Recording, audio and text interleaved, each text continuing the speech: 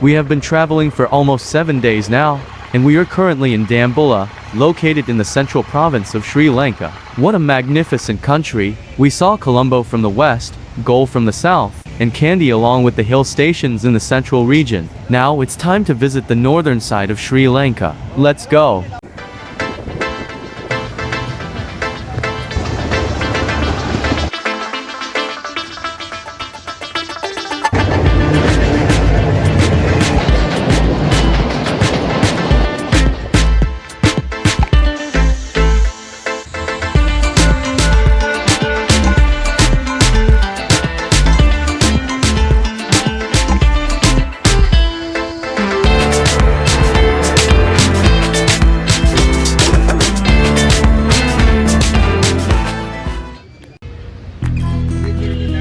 I'm really excited to share that before we head all the way north, I've planned a little adventure to the northeastern side of this gorgeous country. We'll be visiting Triconmallee, a charming port city on Sri Lanka's northeast coast. It's going to be such a wonderful experience.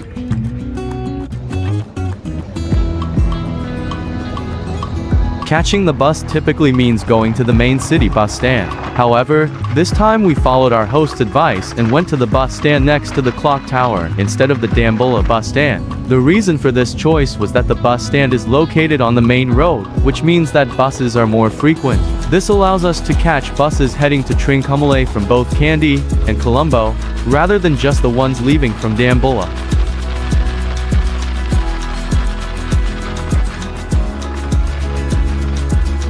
We had originally planned to leave Dambulla early in the morning. However, our plans changed when we visited the Dambulla cave temple and spent more time there than we expected. Fortunately, the distance between Dambulla and Triconmallee isn't much.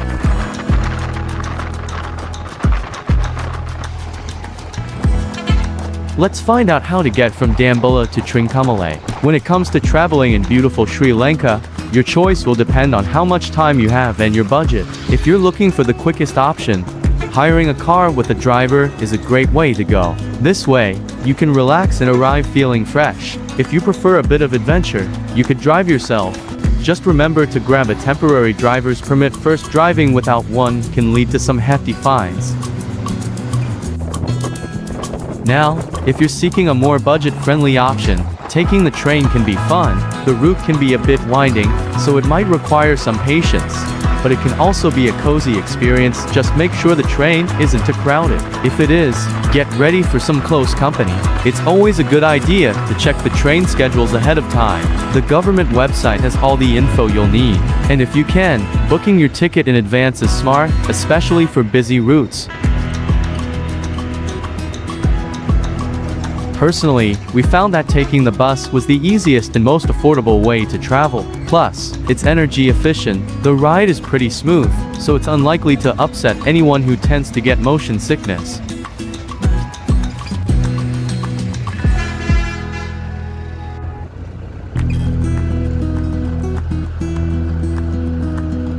From Triconmallee bus stand we took a tuk-tuk to reach the famous Thirukoneswaram temple. It's nearby, but it's easier to access by tuk-tuk since there is a small ascent towards the hilltop.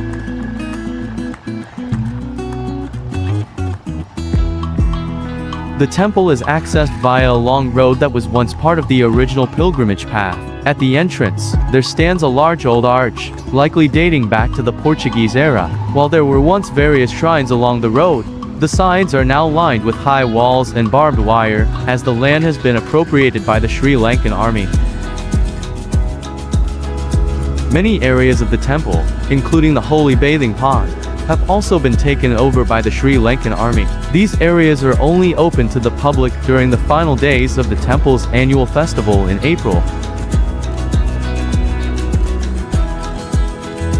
Vehicles can drive quite close to the summit of the promontory, which is a relief since the sand and tar road becomes extremely hot during the heat of the day. However, no footwear is allowed beyond the point where vehicles are required to stop.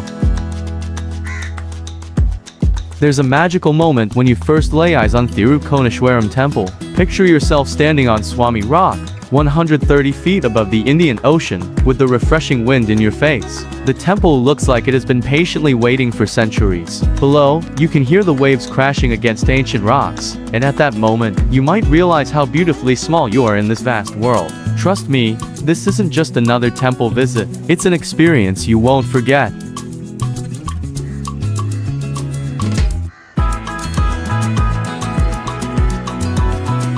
The main entrance of the temple is located on the east side, and photography and videography are prohibited inside. Out of respect for their traditions, we did not take any pictures.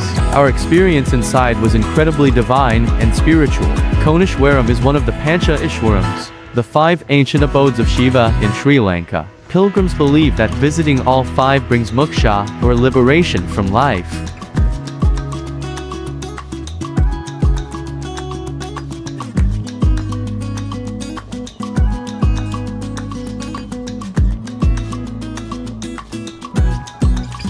The temple flourished for centuries as a prominent pilgrimage site, attracting traders who sailed across the Indian Ocean specifically to pray here. Kings contributed gold and land, allowing the complex to expand significantly, featuring intricate carvings and a 1,000-pillar hall that poets celebrated in their writings.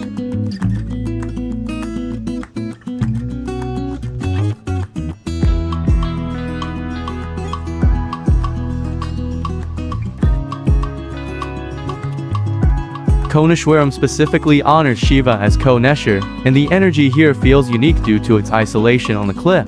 Ancient Tamil literature refers to this temple as Triconmallee, with texts dating back to around 300 BCE. The Ramayana connects this site to Ravana, who is said to have worshipped Shiva here. Regardless of personal beliefs in the mythology, this cliff has been considered sacred for at least 2,000 years.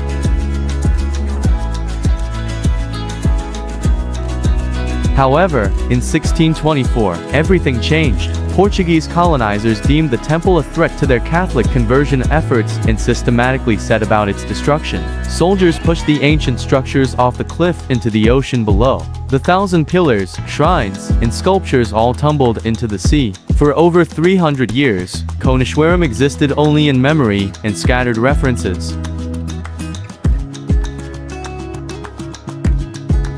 Fast forward to 1950, a young diver named Mike Wilson was exploring the waters around Swami Rock when he made an incredible discovery: pillars, statues, and entire sections of the original temple lying on the ocean floor. His find confirmed what locals had long believed: the temple's foundation was still present, just submerged underwater. In 1952, rebuilding began, led by devoted individuals who refused to let the site remain forgotten.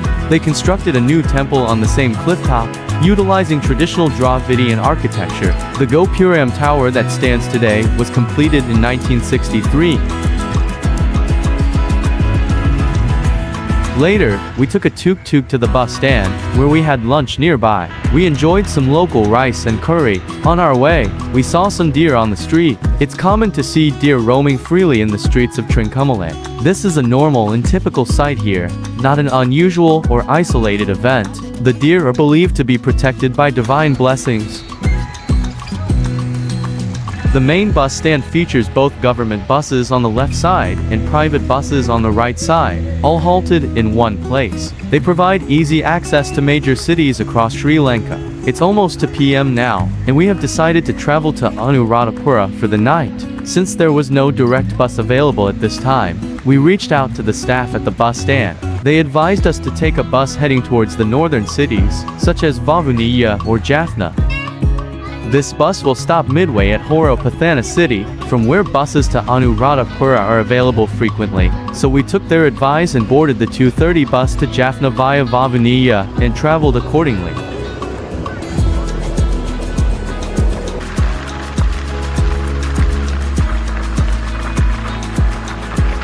The scenic route from Triconmallee to Horopatana is a delightful journey of about 50 kilometers, through the charming rural landscapes of Sri Lanka's north-central province. While the bus ride usually takes around 2 hours, take your time to soak in the beautiful views and enjoy the lovely natural surroundings along the way.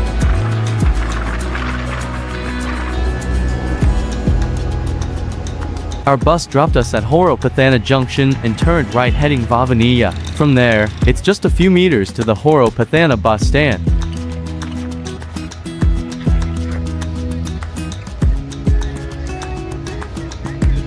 There were many buses available to reach Anuradhapura. We boarded one at the front to depart, and it cost us 230 Lankan rupees per person.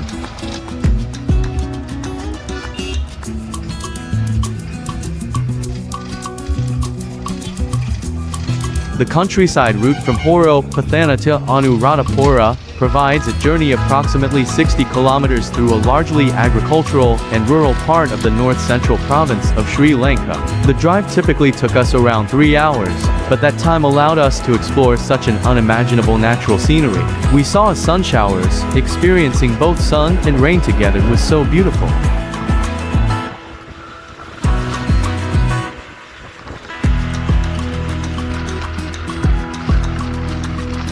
We reached Anuradhapura by evening. The major city is famous for World Heritage Sites, well-preserved ruins of the ancient Sinhalese civilization. It is the capital city of North Central Province, and the capital of Anuradhapura district.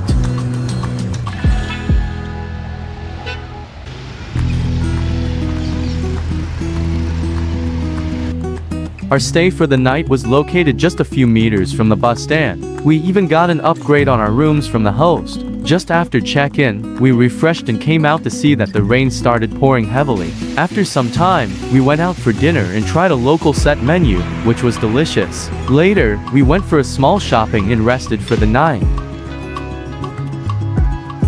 We have come to the end of our 7th day in the Sri Lanka series. Hope you all enjoyed traveling with us digitally. See you all soon in another episode. Until then, it's Porchselvan signing off.